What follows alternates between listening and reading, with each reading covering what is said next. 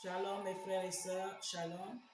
Je viens encore vers vous ce matin pour que nous partageons quelque chose dans Esther.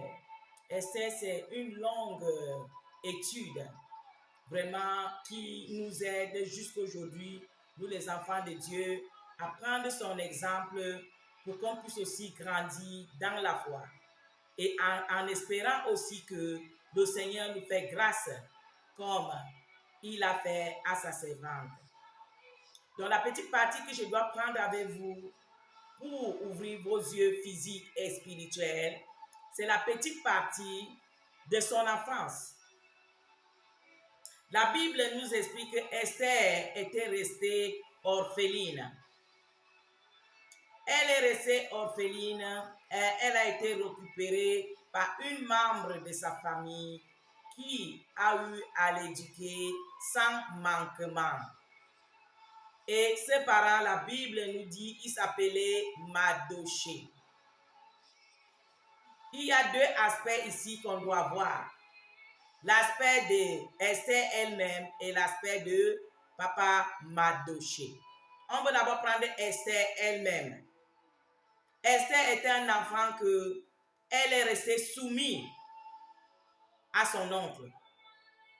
Elle a obéi, elle a continué à obéir à toutes les lois de leur prescription qu'ils étaient en train de suivre, disons, les lois chrétiennes.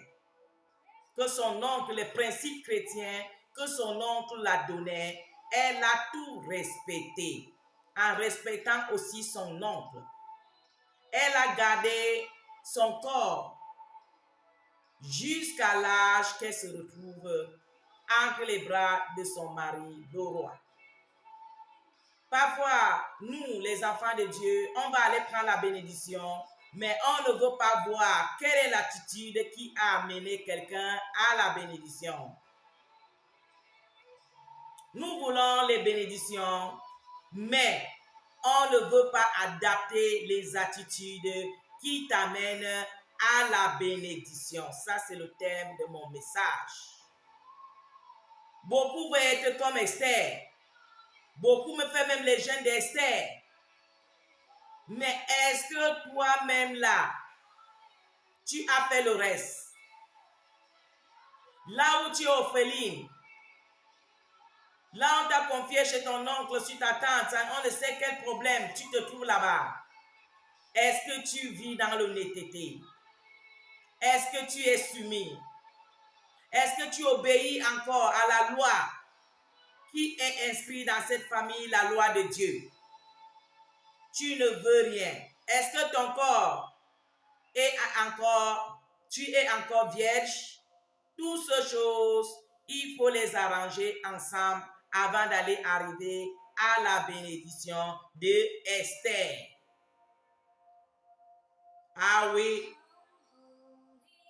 Là, voilà, à cause de son obéissance, à cause de qu'elle n'a pas abandonné son Dieu, malgré comment elle est restée orpheline, elle a continué à suivre les ordonnances de son oncle qui lui avait donné les principes de la parole de Dieu. Elle a continué à obéir à tout cela. Voilà Dieu qui opère un miracle dans sa vie. Non seulement pour elle, mais pour son peuple. Parce que quand on continue avec l'histoire, on comprend après qu'il y avait un grand plan qui était derrière le petit peuple qui était resté. Que le diable voulait aussi déraciner même le petit peuple qui était resté à travers Aman.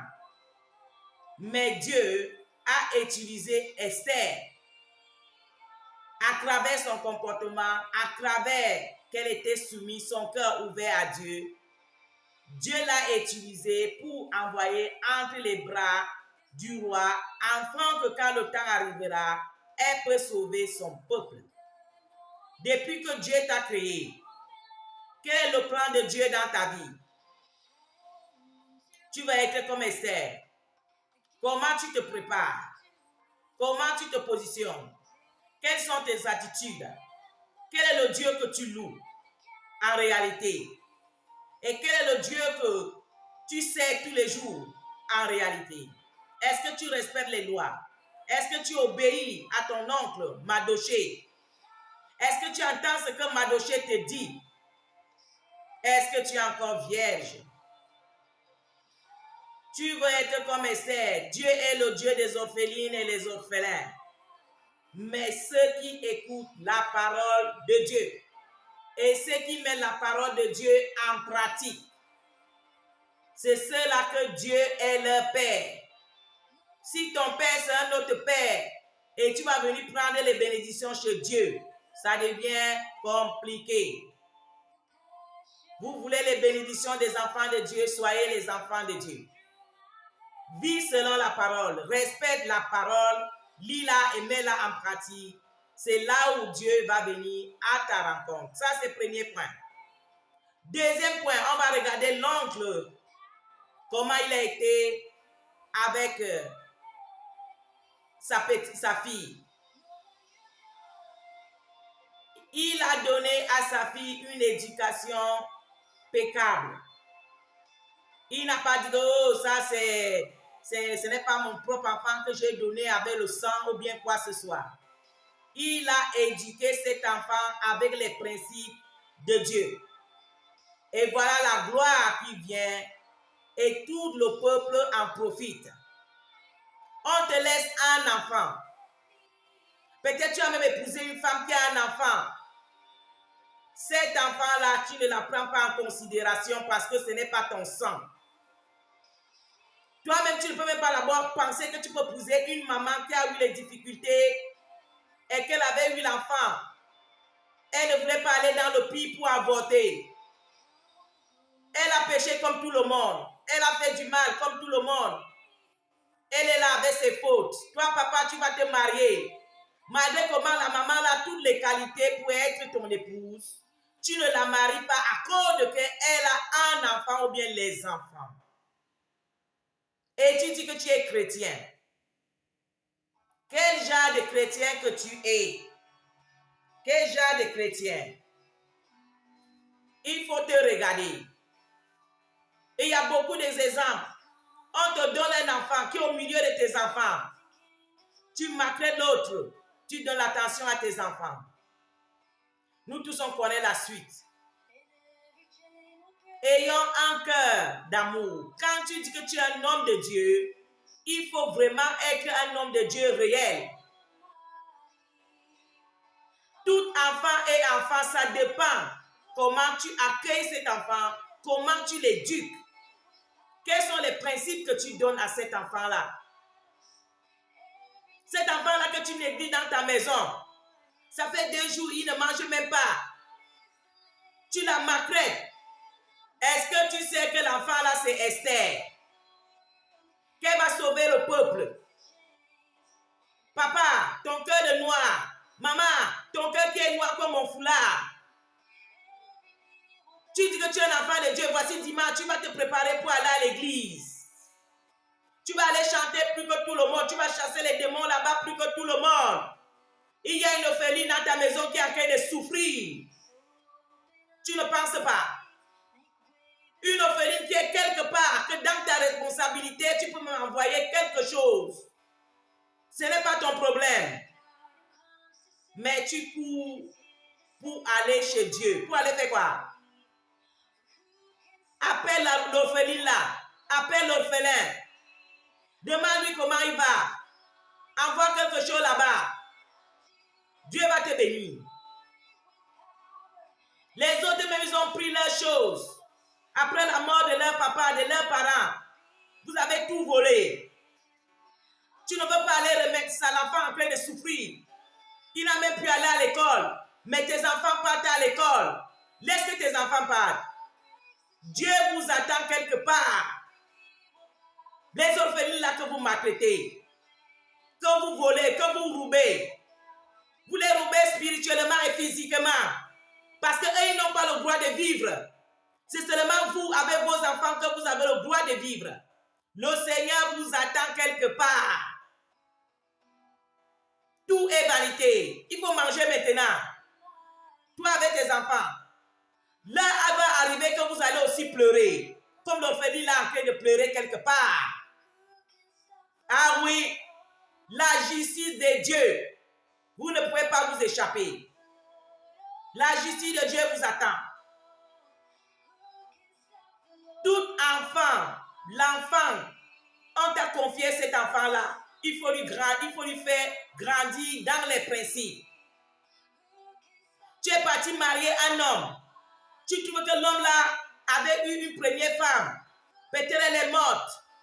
Peut-être c'est dans sa jeunesse. Il a eu ses enfants. Et comme c'est un homme de Dieu, il a la responsabilité d'éduquer ses enfants qui deviennent grands. Parce que ce sont ses enfants, c'est son sang. Tu es venu marier cet homme-là, il t'a dit la vérité. Que moi, comme tu me vois là, j'avais eu les enfants, je les ai récupérés, ils sont avec moi. Tu as accepté de marier le monsieur. Mais dès que maman est arrivée dans la maison, les enfants de monsieur dans leur maison sont devenus les esclaves. L'épée de Dieu est sur toi. Tu ne peux pas t'échapper. Tu es venu t'asseoir dans la maison du monsieur. Les enfants là que tu as trouvés, tu es en train de les piétiner. Gloire à Dieu, tu as accouché. C'est ce que tu as trouvé, il faut qu'eux meurent pour que toi tu restes. Dieu va te récompenser, maman. Ne t'inquiète pas. Regarde ma face là qui te parle. Dieu va te récompenser. Tu ne peux pas t'échapper. Sois sûr. La méchanceté. Parmi les enfants de cet homme-là, tu sais qui est Joseph dedans? Pourquoi tu vas venir les maltraiter? Ce sont les enfants d'un père. Le même sang, le même DNA. Tu arrives là-bas, est-ce que tu ne savais pas? Maintenant, tu viens maltraiter ces enfants-là, pourquoi? Tous les jours, tu es à l'église. Tu as sapé tes enfants, aujourd'hui c'est dimanche. Tu les as sapés, vous partez à l'église, vous partez louer Dieu. Perdez votre temps pour rien. Perdez votre temps. Vous allez voir ce que Dieu va vous faire. Même tes enfants qui sont grands là, qui participent avec toi, de maltraiter leurs frères. Ils ne te disent pas que maman, non, ça c'est nos frères. Et toi, frère, même qui est là-bas, ta maman fait le travail là, tu ne peux même pas prendre ta belle chemise là. Ta chaussure, il a dit à ton frère que, ah, mon frère, moi et toi, on a même taille, il faut porter. Tu es d'accord avec ta mère pour qu'on maltraite tes frères, pour que toi, tu sois à l'aise. Toi et ta maman, Dieu va vous écraser. Dieu va vous écraser. Et vous dites que vous êtes les enfants de Dieu. Dans quoi? Regardez Papa Madoché. Comment il a éduqué Esther. Avec les grands principes. Là, voilà aujourd'hui qui est en train de sauver tout un peuple. Y compris Papa Madoché qui est maintenant honoré. Sa vie transformée, sa vie instaurée. Par rapport à l'enfant qu'il a éduqué avec tout son amour. Avec tous les principes de Dieu. Le voilà aujourd'hui, il peut parler sur la cour du roi. Il a maintenant l'anneau du roi. Pourquoi vous êtes aussi méchant? Pourquoi vous laissez Satan vous tromper, masquer votre cœur avec la méchanceté? Au moment que Dieu t'a béni, il y a un Esther dans ta maison. Il y a un Joseph dans ta maison. Ne laisse pas Satan te tromper. Les enfants grandissent selon les principes.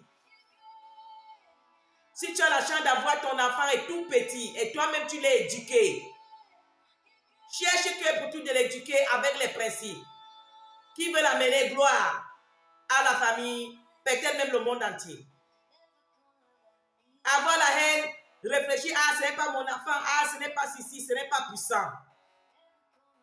La parole de Dieu vaut le contraire. Aimez-vous les uns les autres comme je vous ai aimé. Et n'en parlons plus un enfant qui est l'enfant de ton mari, ou bien l'enfant de ta femme, ou bien l'enfant de membres de famille. Comment ça peut te venir à détester cet enfant, jusqu'à lui laisser même sans à manger? C'est elle qui lave les assiettes, c'est elle qui est devenue la femme de ménage. Au moment que tes enfants partent à l'école. Non, l'argent a suffi pour tout le monde. Pour elle, l'argent n'a pas suffi pour qu'elle parte à l'école. Donc, ces raisons-là, elle doit rester à la maison maintenant pour faire le ménage. Quand vous rentrez, la nourriture est prête. Mangez bien, dormez bien. Le Seigneur va vous récompenser. Rappelez-vous l'histoire de Lazare avec le riche. Il mangeait bien, il dormait bien. Ses chiens venaient manger les plaies. Mais quand tous les deux sont morts, qu'est-ce qui s'est passé? Va chercher l'histoire toi-même. Je m'arrête jusqu'ici. La méchanceté, quand on dit méchanceté là, c'est pour toi-même et c'est pour tout le monde. Donc toi là, tu ne produis rien. Tu as un fruit de malédiction. Et si tu as un fruit de malédiction, tu seras maudit comme Jésus avait maudit le figuier. Ma soeur, mon frère, ça te convient.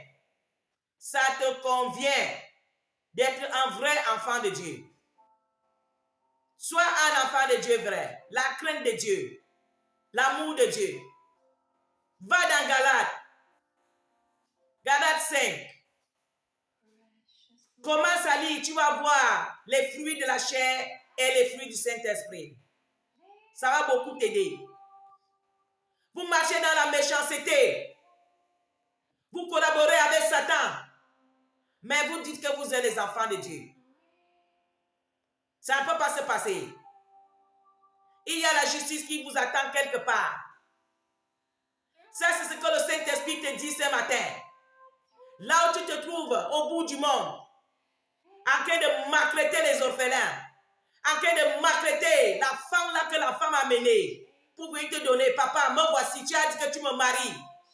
Voici tout ce que j'ai. Tu as accepté devant Dieu, devant les hommes. Mais aujourd'hui, tu es en train de maltraiter ces enfants, les niant, les renonçant, que ce ne sont pas tes enfants. Est-ce que tu ne savais pas avant? Réfléchissons dans toutes ces choses-là. C'est très important. Si tu veux vraiment être un véritable enfant de Dieu qui sera enlevé, qui va aller au ciel, voilà les principes qu'il faut avoir. Cet cœur-là que tu as, ce n'est pas un cœur qui veut t'amener au ciel. Ce n'est pas un cœur que la bénédiction, Dieu peut relâcher la bénédiction dans ta maison. Donc mes papas, mes mamans, c'est ici que je vous laisse. Je suis désolée de vous dire cette vérité parce que c'est ça la vérité. Tu ne peux pas être un chrétien, mais tu as tout ce cœur de méchanceté, je ne sais même pas quoi dire. Comment tu peux avoir un cœur de laisser un enfant de 8 ans, 5 ans, 2 ans, 3 ans, sans manger, parce que ce n'est pas ton enfant. Tous les enfants peuvent faire du mal à cause de leur état. Mais pour toi, là, tu mets derrière, mais lui, là, lui va faire 5 jours sans manger. Est-ce que c'est normal? Toi-même, quand tu te regardes dans le miroir, qu'est-ce que tu vois chez toi? Toi-même, va te regarder et voir qu'est-ce que tu es. Et donne toi-même un nom. Mes papas, mes mamans, je vous laisse ici. Faites une analyse de conscience. Si tu vas aller au ciel, si tu es vraiment une véritable chrétienne, il y a beaucoup de choses que tu dois mettre à table et tu commences à analyser dans ta vie. Afin que le Seigneur te fait grâce, afin que le Seigneur entre dans ta maison. Mes papas, mes mamans, je dois vous laisser ici. Que le Seigneur vous bénisse. Bon dimanche à tout le monde. Shalom, shalom, shalom.